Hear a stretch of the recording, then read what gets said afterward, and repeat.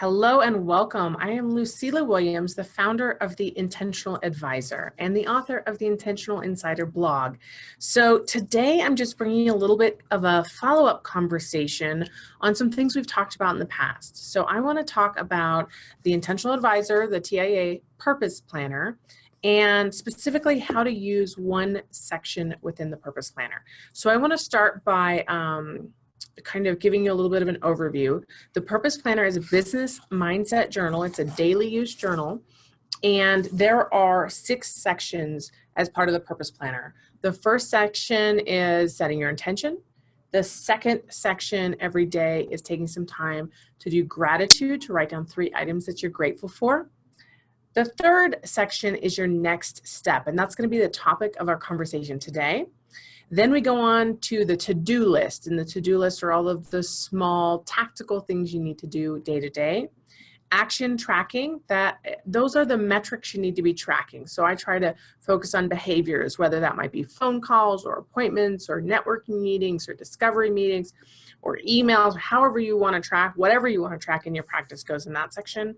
And finally, the last section is wins. So you've got 6 sections, and we're going to be talking about the next step here today. So first of all, if you're like, that sounds great, but I don't know enough about it and I would like access to that, I will drop a link to a free Purpose Planner training in this blog. So you'll be able to follow that link and get access to a printable version of this Purpose Planner and also a video of me explaining end to end how I use it and how you might use it in your own practice. But so today is a story of some people that are using the Purpose Planner, and it was really funny because I was at a networking event that had nothing to do with the Intentional Advisor or the Purpose Planner, and I noticed these 2 women across the way, and they were having this very in-depth, very serious conversation, and I know them both, but they kind of, you could kind of tell they concluded their conversation and they marched across the room right towards me, and they're like, "We love the Purpose Planner. We use the Purpose Planner every day, but we kind of don't get what this whole next step thing is all about." And I kind of laughed because, I know they're super users, and I wanted to go ahead and give them an example. And so I'm going to give you an example here, because if in my video or in my explanations, I've not gone deep enough in explaining this, I want to make sure to give you a real concrete example of how you might use the next step in your Purpose Planner usage. And the reason that's so important is I think it's probably, I like all 6 sections, but it's probably the most important to making progress in your business. So this is how you use it. First of all, you kind of start by thinking in terms, we've got tactical items. Those are the day-to-day things, the tasks that you need to take care of, small little things. Then you've got strategic items. Those are large projects, large initiatives, large things for your brand or your company, right? So the next step, generally speaking, is some sort of strategic project. It could also be just a very important task, but let's just assume it's a strategic project. So there are 4 things that we need to do. First of all, we need to identify what that project is. We need to break that project down into manageable steps where you can go one by one. Next, you will use that section to hold the next step until it's done, and then you'll move on to the next step, and you'll put that in that section, etc. And you just kind of move on like that. So let's use a concrete example to make this kind of come home for you. So first of all, let's imagine, and this is real, 2 weeks ago, I sat down and said, okay, my next step is I have a presentation that I've never given before that's due in 2 weeks. So the project itself is a presentation, right? And next I went and identified kind of what were the main steps associated with getting that done. So the first would be to identify my topic. So what am I going to talk about? Step 1.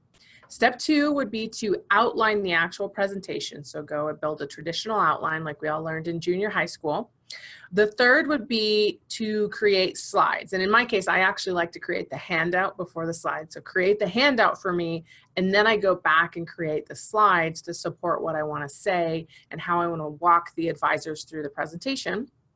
And then the final step is to submit that presentation to the powers that be that need to make sure that it's all good to go for the event. So for that next step, the first thing I did, is I have identified the topic down. So I've got the name of the presentation and figure out your topic. For 1 or 2 days, that would be my next step till I got that done. Check. The next day, I would have outlined my presentation down as my next step. That actually only took me one day. I nailed it, got it taken care of, check.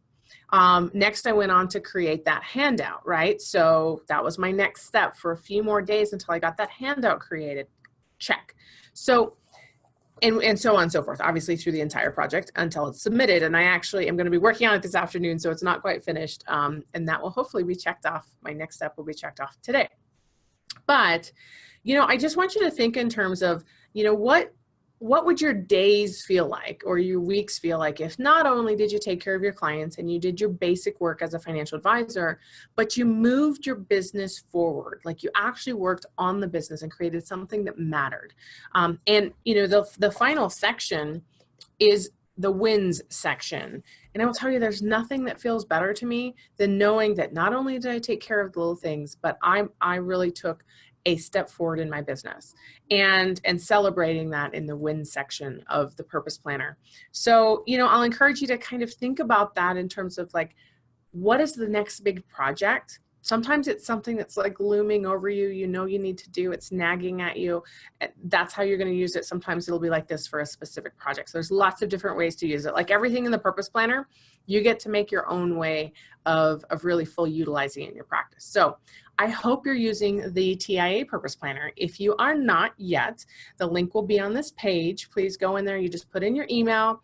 You will get immediate access, instant access to a video of me training on how to use this, and then also a printable download. You will also find a way for me to send you a free hard copy as well. So hopefully you'll jump in there if you haven't already. And if you are using it, please give us feedback. Jump in the Intentional Advisor Mastermind. Tell me what's working, like kind of like these women who were chatting with me the other day, what is a little confusing or what you don't feel like you're fully utilizing. So I hope you enjoyed today's Intentional Insider blog, and I hope that you can find a way to add just a little bit more purpose to your business and your life this week. Have a great one.